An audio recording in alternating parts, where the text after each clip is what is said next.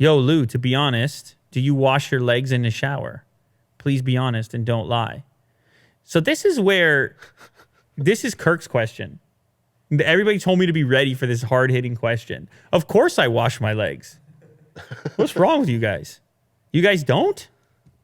Well, I said I do. You guys said you do. You said you don't. I said there's times in the shower where I don't wash my legs. Oh, wow.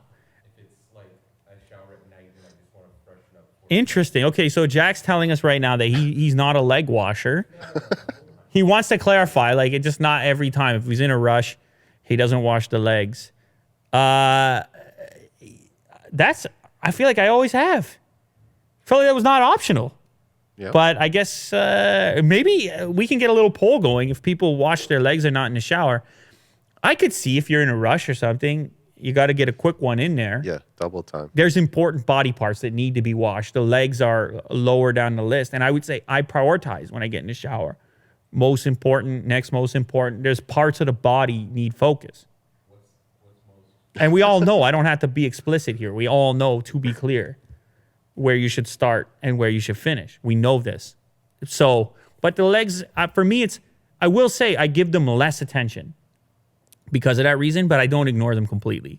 I go up and down. I soap them up. I lather. But I enjoy the shower, you know. I'm trying to get the steam anyways because I got the sinuses, you know, plugged up. So I'm in there anyway.